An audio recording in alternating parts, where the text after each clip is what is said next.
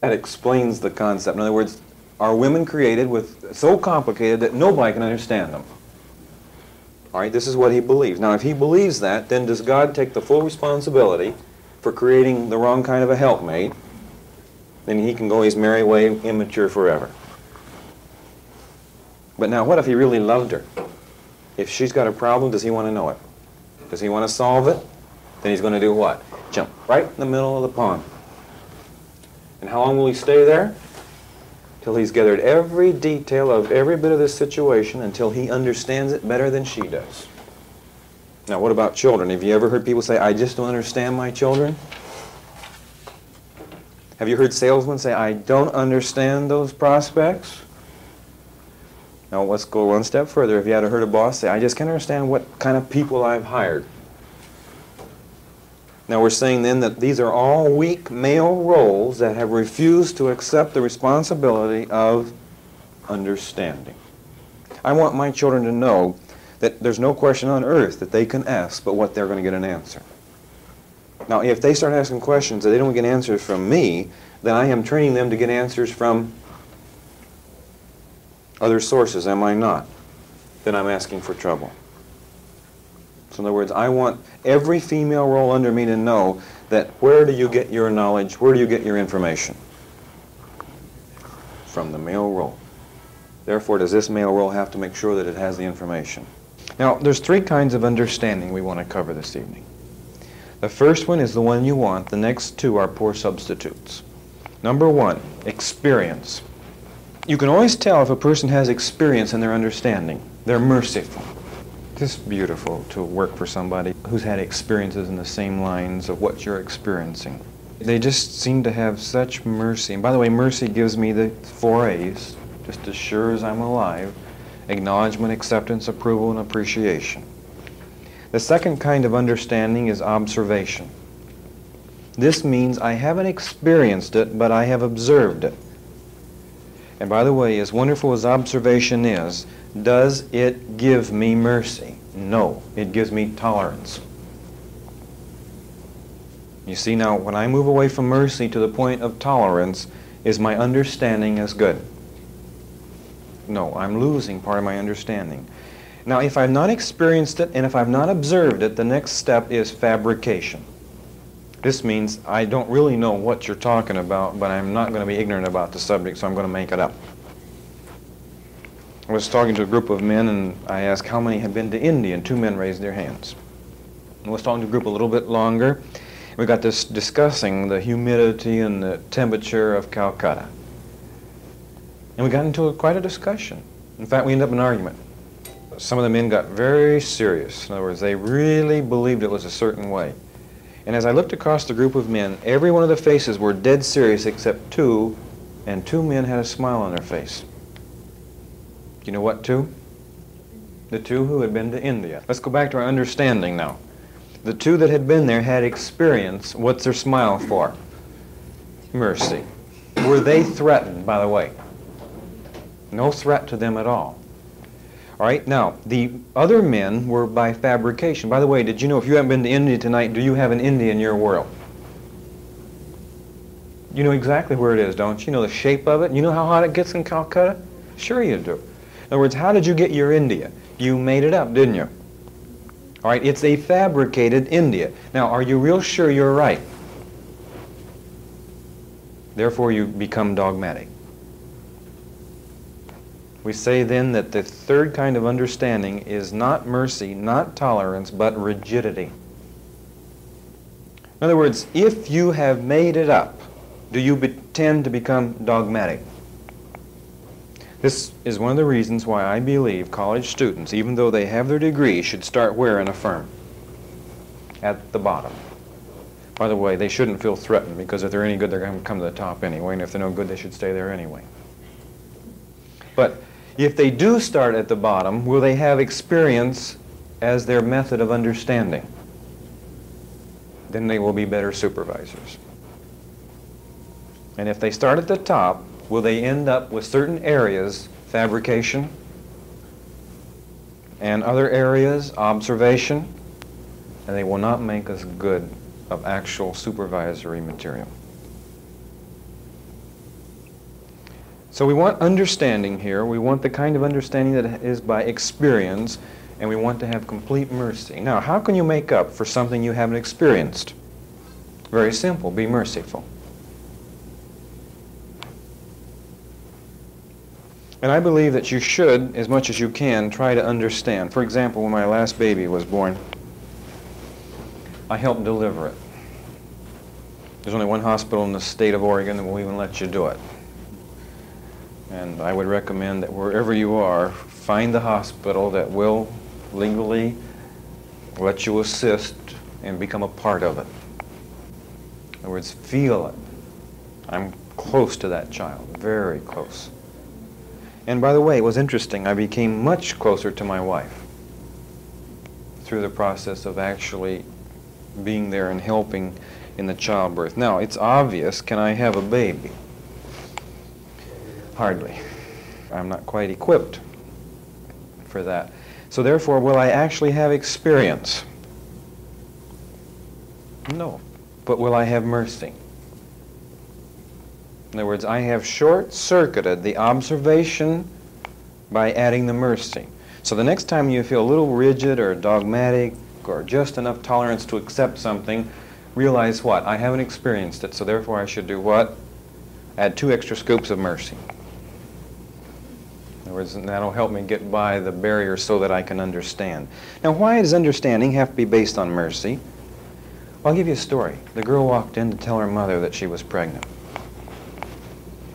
She's not married, and the guy that caused her to be pregnant will not have her. She's already tried that. I mean, he's through. He told her to get an abortion, pay for it herself. So she finally decided that she can tell her mother. So she's talking to her mother, and by the way, you know, this isn't easy. And as she's trying to get the words out, and the mother has never experienced this. I mean, when the mother was married, she was a virgin. She had the white on at the altar, and by the way, she's so puritanic and sex is so sinful. Even when the daughter's 18, the mother still feels this attitude towards sex. You can almost call her a virgin with an 18-year-old daughter. So how is she going to react to this? Well, she's going to have to fabricate it, is she not?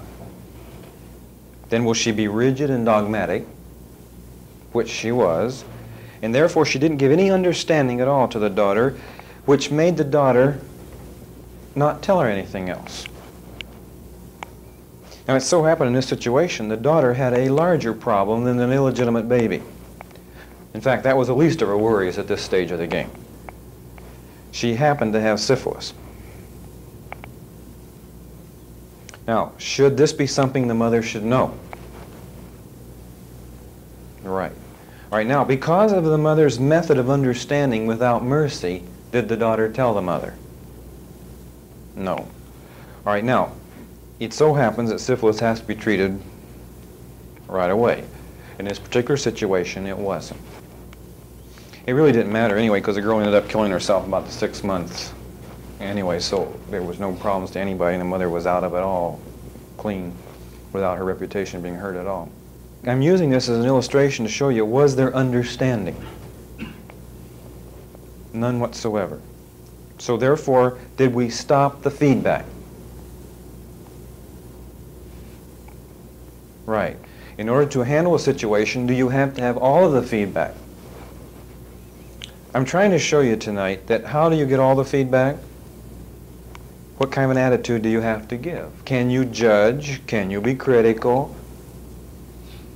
No. You have to have an attitude of complete mercy.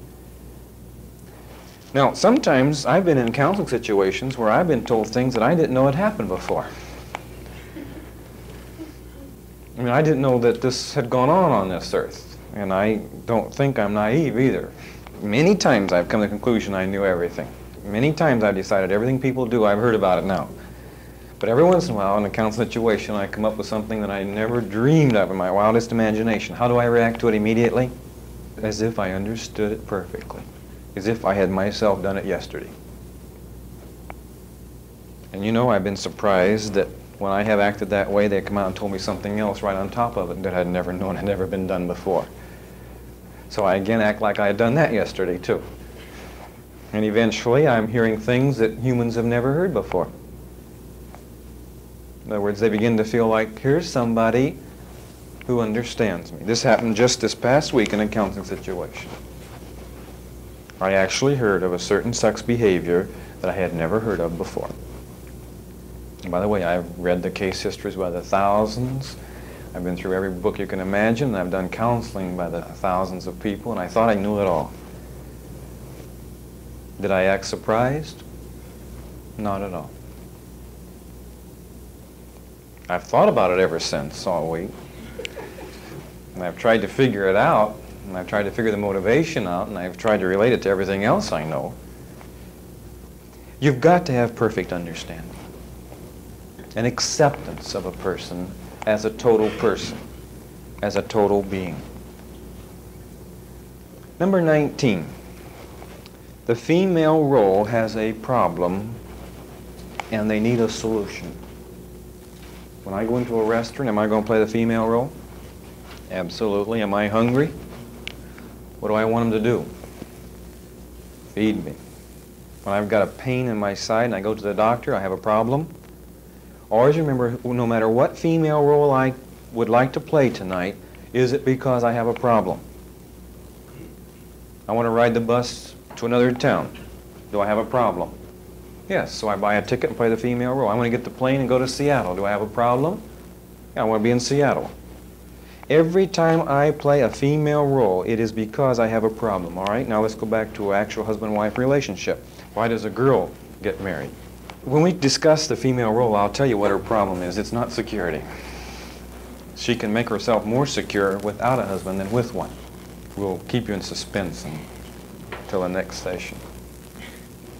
She has a problem. There's no question about it. By the way, when a man marries a girl, is he really marrying a problem? All right, when you have a child, what are you having? A problem. When you hire an employee, what are you doing? You're hiring a problem.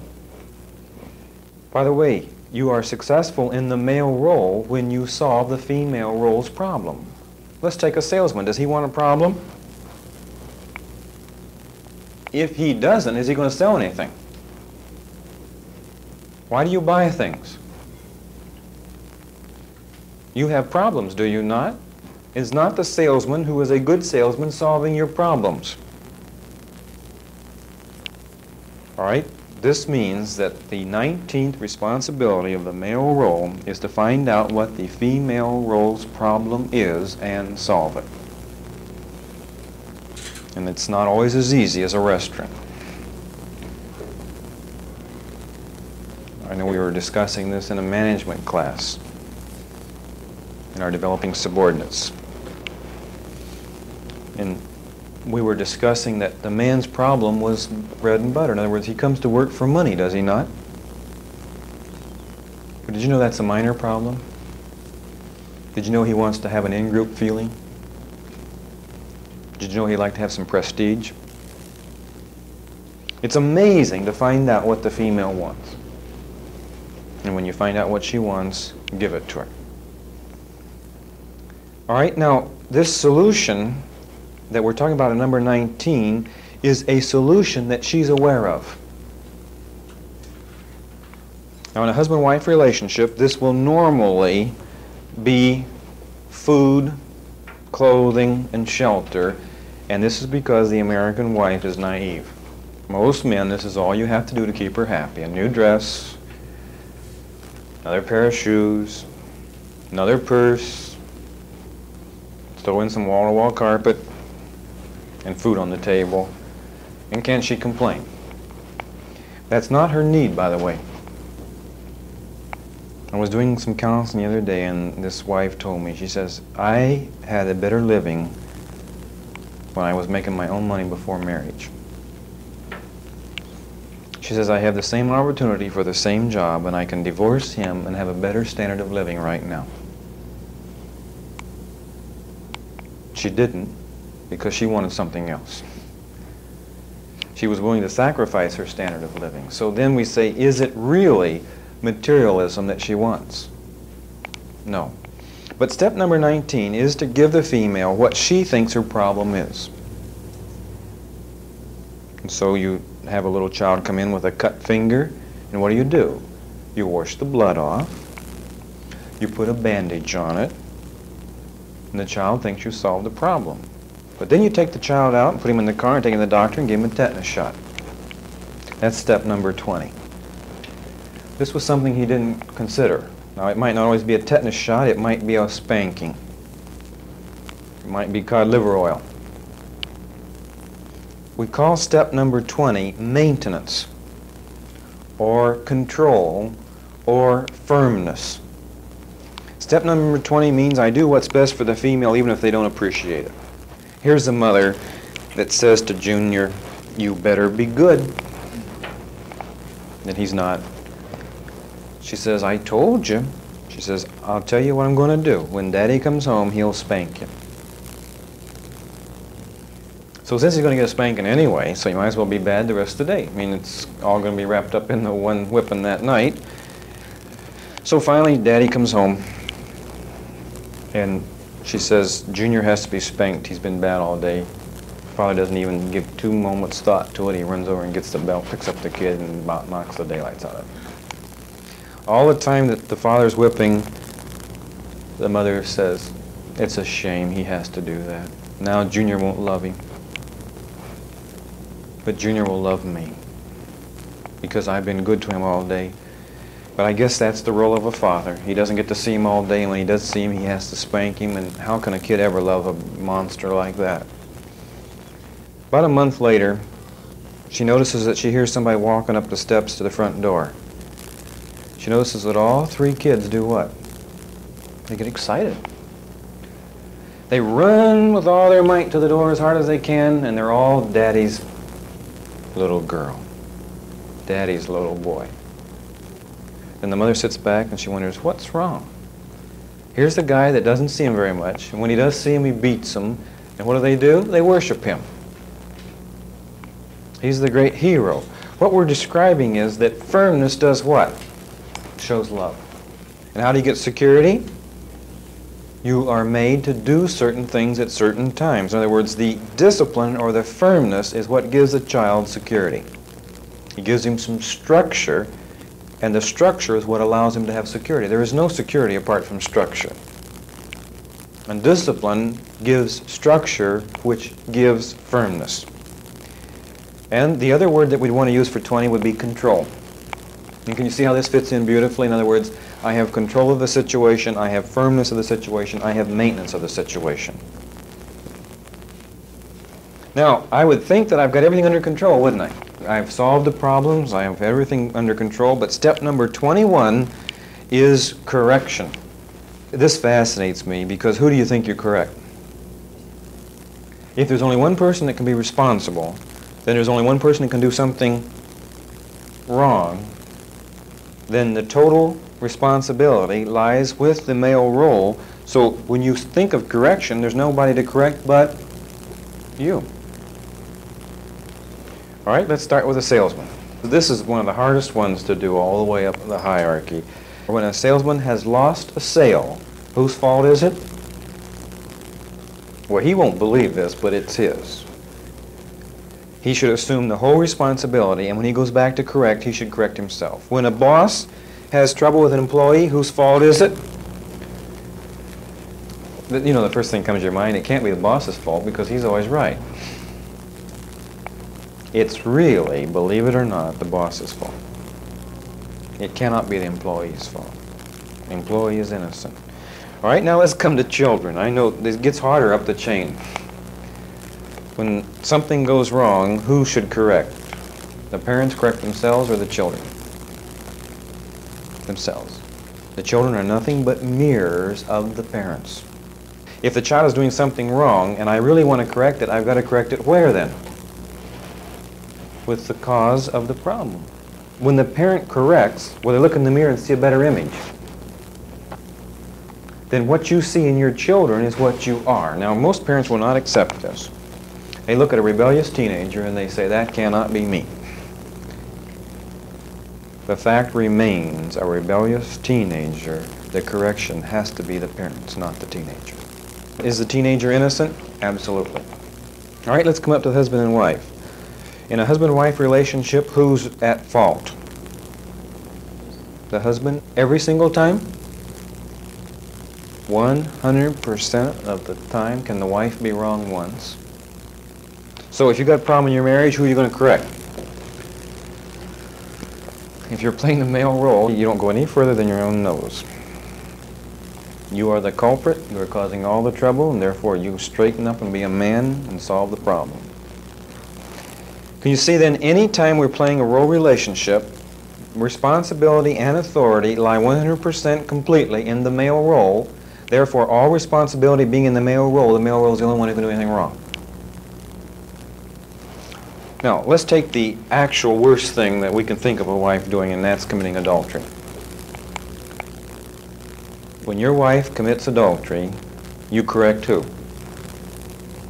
Yourself. You're the one that caused this, and you set up a situation where she had no other choice. I was talking to one group of people, and they had really learned this concept. We were talking about the husband forgiving the wife for committing adultery. You know, this should be a generous thing to do. In other words, if you're merciful, will you forgive her for committing adultery? And this one gentleman said, no, he says, I think from what we've learned that he should ask her to forgive him. I thought he was doing marvelous. In other words, he had learned the concept. He understood it. This is right. In other words, when she commits adultery, you ask her if she'll forgive you.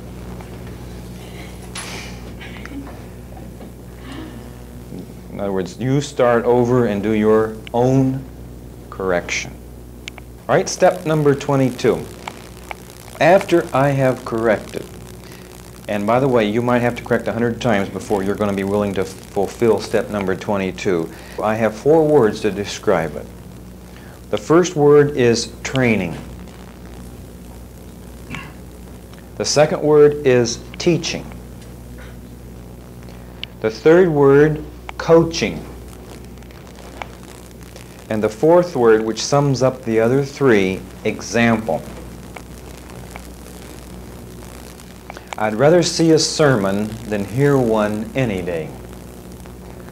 I'd rather one would walk with me than merely tell the way. The eye's a better pupil and more willing than the ear. Fine counsel is confusing, but example's always clear. I soon can learn to do it if you'll let me see it done.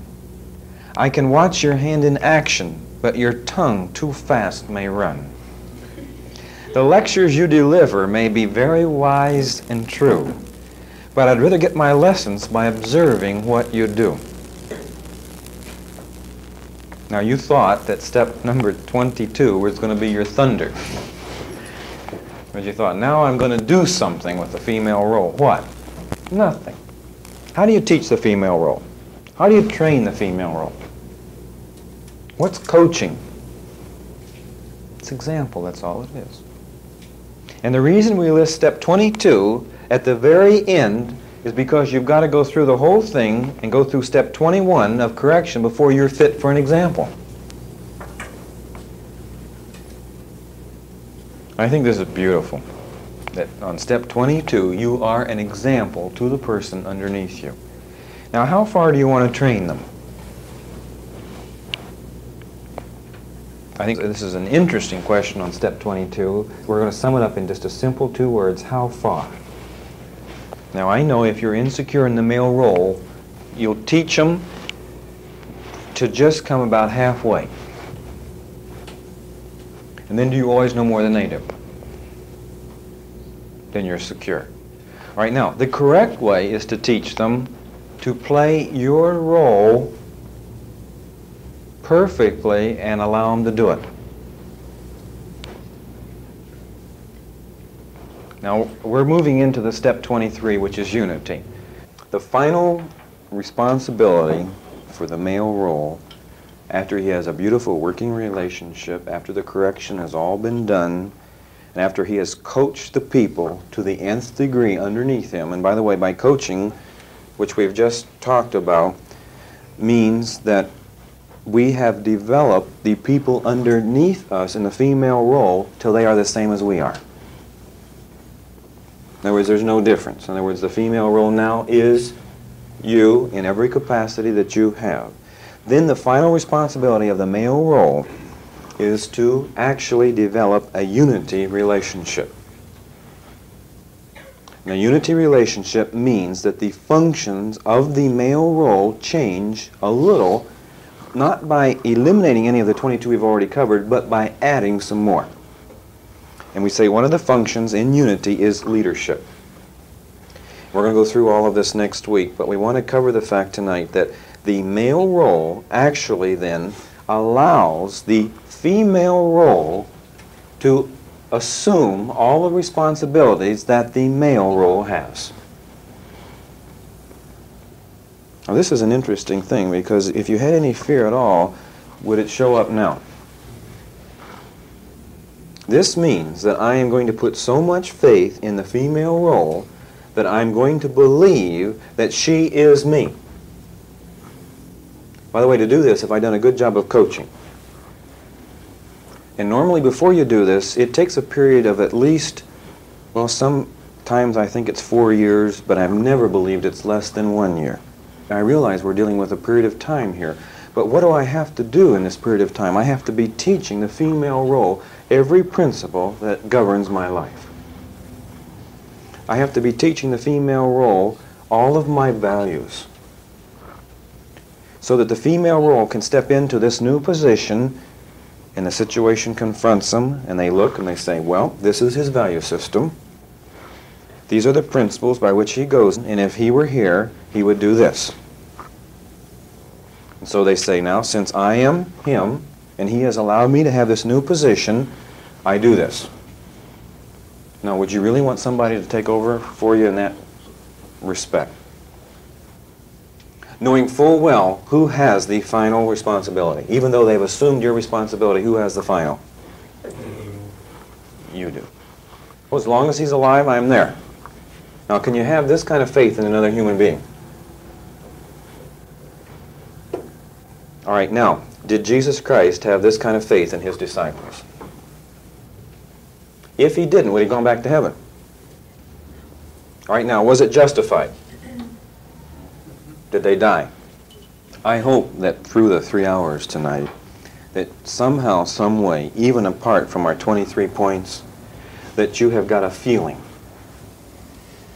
that you've got a glimpse of a creature that God is proud of, that you've got a glimpse of a creature that God glories in. Can you visualize God glorying in you in this role? Now remember, God's going to have a hard time glorying in you if you flinch. In other words, you're going to have to portray a role that is courageous, has no fear, loves responsibility, loves involvement, loves feedback, has perfect understanding of everybody underneath him, loves unity, and enjoys being in more than one place at the same time.